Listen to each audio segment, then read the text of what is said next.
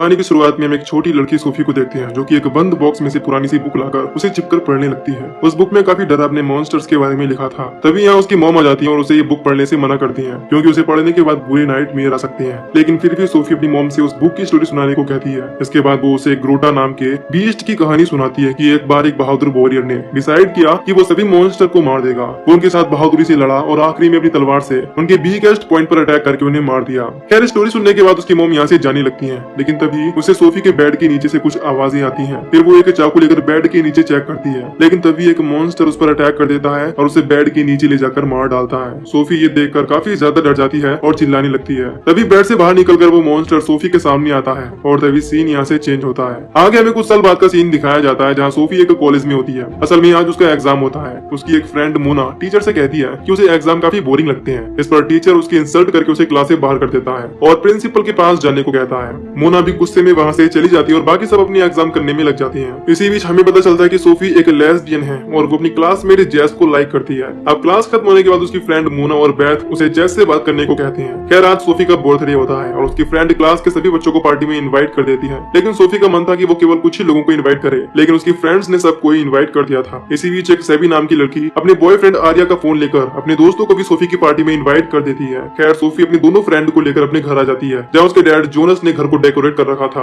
Jonas Sophie को gift में वही बुक देता है, लेकिन सोफी उसे लेने से मना कर देती है, लेकिन उसके डैड फिर भी उसे वो बुक दे देते हैं और हमें पता चलता है कि इस बुक का नाम ही बुक ऑफ मॉन्स्टर है। यहाँ जोनास अपनी वाइफ को याद करता हुआ इमोशनल हो जाता है। अब उनके वहाँ से जाने के बाद जब वो उस बुक को खोलकर देखती है तो उसे कुछ आवाजें आने लगती हैं, जिसके बाद वो उस बुक को बंद करके एक तरफ रख देती है। अब जोनास उन तीनों को पार्टी करने के लिए घर पर छोड़कर खुद बाहर चला जाता है। उसके जाने के बाद मोना और बैथ पार्टी में लग जाती है, लेकिन कुछ देर बाद ही वो बोर होकर बैठ जाती है क्योंकि उन तीनों के अलावा अभी कोई पार्टी में नहीं आया था। तभी एक एक करके उसकी क्लास के सारे बच्चे यहाँ आ जाते हैं और यहाँ आकर ड्रिंक भी करने लगते हैं। यहाँ जेस भी आती है और सोफी को उसका बर्थडे गिफ्ट भी देती है। अब मोना एक लड़के के साथ डांस एंजॉय करने लगती है। पार्टी में वो लोग भी आ जाते हैं जिन्हें सेबी ने इनवाइट किया था। इसके बाद सब लोग घर में काफी गंदगी करने लगते हैं। इस पर सोफी उनसे ऐसा करने को मना करती है, लेकिन उसकी कोई नहीं सुनता और वो खुद ही उनका कचरा साफ करने लगती है। इसी बीच यहाँ एक लड़की आती है जिसे किसी ने भी इन्वाइट ही नहीं किया था। वो लड़की सब लड़कों को एक एक करके स्मेल करने लगती है। यहाँ आर्या सोफी पर अपनी ड्रिंक गिरा देता है और वो और सेबी उस पर हंसने लगते हैं, जिस वजह से सोफी गुस्सा होकर अपने कमरे की तरफ चली जाती है और उसके पीछे पीछे जेस भी चली जाती है। अब जेस उसके पास आकर उससे बात करने की कोशिश करती है। नीचे पार्टी में वो अजीब लड़की एक लड़के को सीड्यूस करने लगती है और उसे लेकर सोफी वाले कमरे में आने लगती है। सोफी उन्हें कमरे में जाने से मना करती है, लेकिन फिर वो चले जाते हैं। वो लड़की सोफी के कमरे में आकर उसी बुक को उठाकर देखने लगती है। दूसरी तरफ पार्टी में जब सोफी नीचे आती है तो सेबी उससे कहती है कि उसके घर पुलिस आई है। इसके बाद वो दरवाजे पर जाती है, लेकिन वो कोई पुलिस नहीं बल्कि उनका स्कूल फ्रेंड कार्ल होता है। कार्ल सोफी को कुर्सी पर बिठाकर उसके साथ अजीब सा डांस करने लगता है जो कि सोफी को बिल्कुल पसंद नहीं आता। सब ये देखकर कार्ल के डांस को एंजॉय करने लगते हैं, लेकिन ये डांस मोना को अच्छा नहीं लगता और वो कार्ल को आकर डांटने लगती है।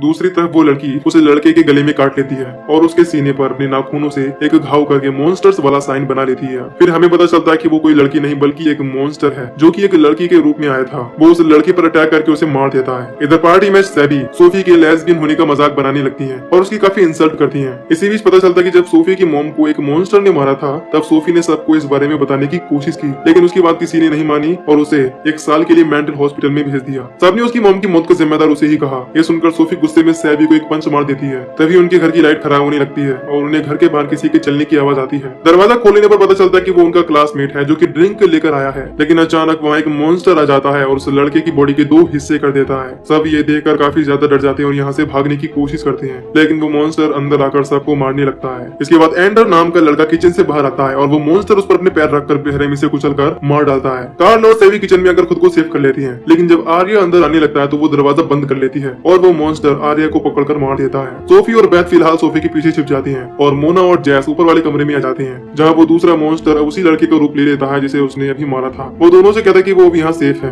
मोना पुलिस को फोन करने की कोशिश करती है, लेकिन लड़के के रूप में वो मॉन्स्टर उसे फोन करने नहीं देता और कहता है कि उसने पहले ही कॉल कर दिया है। इसके बाद मोना फिर से फोन लगाने की कोशिश करती है, लेकिन वो उसका फोन तोड़ देता है और जैस को मारकर बेहोश कर देता है। मोना ये देखकर उसे पीटने लगती है। इधर एक लड़के को वो मॉन्स्टर पूरी तरह नोच नोच कर खाने लगता है। दूसरी तरफ किचन में सेबी पुलिस को फोन करती है और उन्हें बताती है कि सोफी के घर चोरी हो गई है और वो जल्दी से यहाँ आ जाएं। फिर वो कार्ल को बताती है कि उसने ऐसा इसीलिए कहा क्योंकि अगर वो पुलिस को सब सच बता देती तो पुलिस उसकी बातों पर यकीन नहीं करती और यहाँ आती ही नहीं। यानी ये सिर्फ सेबी की चालाकी थी। घर के बाहर भी 3 लोग यहाँ से भागने की कोशिश करते हैं, लेकिन वहाँ भी एक क्राउ जैसा दिखने वाला मॉन्स्टर आ जाता है। उनमें से एक लड़का गैरी सबको साथ रहने को कहता है, लेकिन कोई उसकी नहीं सुनता और 2 लड़के मारे मारे जाते हैं। घर के अंदर सोफी बेथ से कहती है कि इस मॉन्स्टर को उसने पहले भी देखा था, यानी उसकी मॉम को इसी ने मारा था। इसके बाद किचन में सैवी कार्ल से बाहर निकलने का रास्ता ढूंढने को कहती है, लेकिन उसके चिल्लाने की वजह से घर के अंदर वाला मॉन्स्टर उनकी तरफ आने लगता है। अब सोफी बेथ को बताती है कि हमें इस मॉन्स्टर का वीक पॉइंट पता करना होगा, इससे हम इसे मार पाए। फिर सोफी उस मॉन्स्टर की कमर पर देखती है, उसे उसका वीक पॉइंट मिल जाता है जो कि एक बॉल शेप में था। दूसरी तरफ मोना और वो मॉन्स्टर लड़ने लगते हैं, जिसमें मॉन्स्टर मोना के जैसा भेष बदल लेता है और मोना पर अटैक करके उसे विंडो से बाहर फेंक देता है। इधर उस क्रो मॉन्स्टर में से कुछ अजीब टेंटिकल निकलकर किचन में आ जाते हैं, जहाँ कार्ल और सेवी थे। फिर हम देखते हैं कि उन टेंटिकल में से 3 छोटे मॉन्स्टर सैंटा की मूर्ति निकलती है, जो कि सोफी के घर के बाहर रखी थी।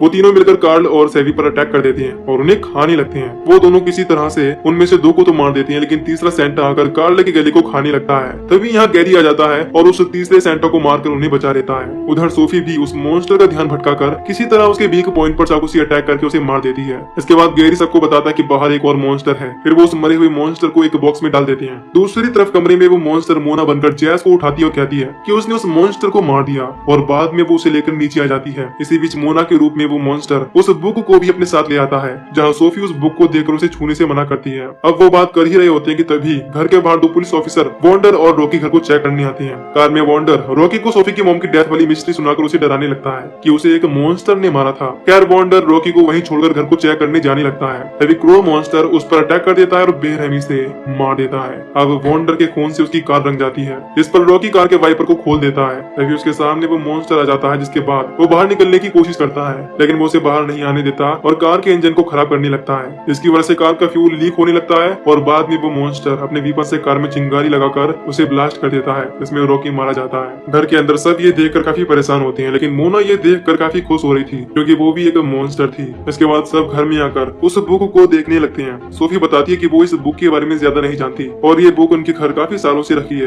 दूसरी तरफ हम असली मोना को देखते हैं। इसे मॉन्स्टर ने कमरे के बाहर फेंक दिया था। जब उसे होश आता है तो बाहर वाला क्रो मॉन्स्टर उसे देख लेता है और उसके पीछे लग जाता है। इधर सोफी बुक में उन मॉन्स्टर के बारे में पढ़ने लगती है और उनसे बचने का कोई सोल्यूशन ढूंढने लगती है। तभी उन्हें पता चलता है कि ये 5 मॉन्स्टर्स का ग्रुप है, जिसमें से उनका सामना केवल 3 से हुआ है। आगे उन्हें पता चलता है कि इन्हें रोकने के लिए एक वर्जिन की जरूरत पड़ेगी, जो कि रिचुअल करके उन मॉन्स्टर्स को यहाँ से भगा देगा। लेकिन इस वक्त उन सब में से ऐसा कोई नहीं था। दूसरी तरफ हम कार्ल को देखते हैं, जो कि सोफी के बर्थडे वाले गिफ्ट खोलने लगता है। वो उसी गिफ्ट को खोलता है जो कि वो अजीब लड़की यानी मॉन्स्टर लाया था। जब वो उस गिफ्ट को खोलता है तो उसमें एक पेंटिंग मिलती है, जिसमें एक लड़की घर की विंडो पर खड़ी है और वो देखने में काफी डरावनी लग रही थी। तभी उस घर की लाइट फिर से खराब होने लगती है और हम देखते हैं कि पेंटिंग वाली लड़की वहाँ से गायब है। कार्ल ये देखकर काफी शॉक होता है। तभी वो पेंटिंग वाली मॉन्स्टर गैरी को पोजेस्ट कर लेती है और सब पर अटैक करने लगती है। वो कार्ल को पकड़कर उसका गला घुटकर मार देती है। फिर वो मॉन्स्टर बैथ के अंदर चली जाती है और डरावनी आवाजें निकालने लगती है। इसी बीच सोफी जल्दी से बुक में उसके बारे में पढ़ने लगती है। उसे पता चलता है कि इसे वापस वहीं भेजना होगा जहाँ से वो आई है। अब बैथ सोफी का गला पकड़ लेती है और सोफी जल्दी से बुक वाली लाइंस पढ़ने लगती है। तभी जैस वो पेंटिंग लेकर उसके सामने आ जाती है। इसके बाद वो मॉन्स्टर वापस से उस पेंटिंग में चली जाती है और तभी जैस उस पेंटिंग को तोड़ देती है। अब घर के बाहर असली मोना मॉन्स्टर से बचकर एक जगह पर छिपी हुई थी। तभी यहाँ एक लड़की एल्गा आती है और मोना उसे सब बातें बता देती है कि सब पर मॉन्स्टर्स ने अटैक कर दिया है। ये सुनकर एल्गा उसे शांत कराती है और अपने साथ कार में चलने को कहती है। वो दोनों जैसे ही कार की तरफ जाती हैं, वहाँ वो क्रो मॉन्स्टर आ जाता है और एल्गा को पकड़कर मार देता है। मोना ये देख बचकर वहाँ से निकल जाती है। इधर घर पर सब उन 5 मॉन्स्टर्स के बारे में पता लगाने लगते हैं। बैथ सोफी से कहती है कि मॉन्स्टर तुम्हें मारना नहीं चाहते, नहीं तो तुम्हें कब का मार देते। सोफी को भी ये बात समझ आ जाती है। मॉन्स्टर उससे कुछ न कुछ चाहते हैं। तभी उन्हें उस बुक में एक नक्शा मिलता है जो कि सोफी के पुराने घर का था। उन्हें वहाँ जाने का एक खुफिया रास्ता मिल जाता है जो कि उसी घर में है। आगे वो सभी उस रास्ते में जाने लगते हैं। तभी मोना के शक्ल वाला वो मॉन्स्टर अपने असली रूप में आ जाता है और सेवी को पकड़कर मार डालता है। ये देख बाकी सब जल्दी से उस रास्ते में एंटर हो जाते हैं। अब जेस सोफी के पास ही होती है। तभी वो मॉन्स्टर जेस को बाहर खींच लेता है और सोफी से कहता है कि जब वो वापस आएगी तो वो जेस को छोड़ देगा। सोफी को मॉन्स्टर पर काफी गुस्सा आता है। अब कुछ देर बाद वो सोफी के पुराने घर में आ जाते हैं। अब केवल यहाँ 3 लोग ही बचे थे, गैरी, सोफी और बैथ। सोफी यहाँ जेस के बारे में सोचकर परेशान होने लगती है। तभी गैरी देखता है कि जिस रूम में वो इस वक्त है उसमें काफी सारे वेपन्स हैं जो कि सोफी के मॉम के थे। वहाँ पर काफी सारे पोस्टर भी लगे हुए थे जिन्हें देखकर वो समझ जाती हैं कि मॉन्स्टर ने सोफी को अभी तक क्यों नहीं मारा। असल में वो 5 मॉन्स्टर सोफी के 18 साल होने का वेट कर रहे थे। इसके बाद वो 12 बजे उसके ब्लड से रिचुअल करके बुक के सारे मॉन्स्टर को जिंदा कर देंगे।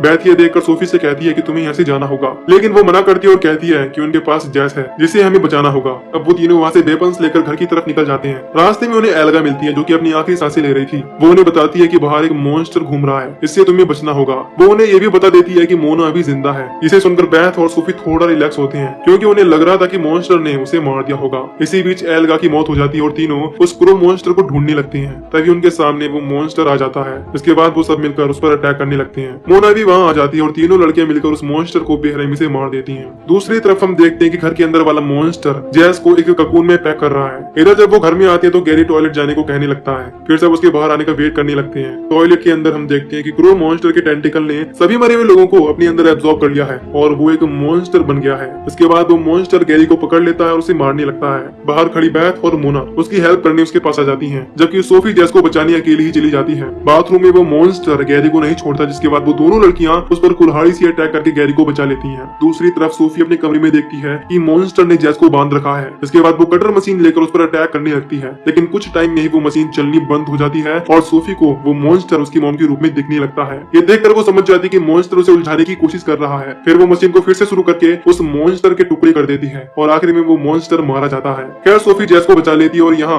वो पहली बार उसे किस भी करती है। इसके बाद दोनों नीचे आते हैं जहाँ बाकी सब थे। तभी सोफी बताती है कि वो इस बुक के बारे में और पढ़कर इसके सारे मॉन्स्टर को मार देगी। इसी बीच यहाँ उसके डैड जोनस आ जाते हैं और ये सब देखकर काफी शॉक होते हैं। अब इसके बाद हमें 6 महीने बाद का सीन दिखाया जाता है जहाँ सोफी बैथ और मोना के साथ उस 5वें मॉन्स्टर को मारने आई है और इसी के साथ ये मूवी यहीं पर खत्म हो जाती है। तो दोस्तों अगर आपको इस मूवी की एक्सप्लेनेशन पसंद आई हो तो वीडियो को लाइक और चैनल को सब्सक्राइब कर दीजिए।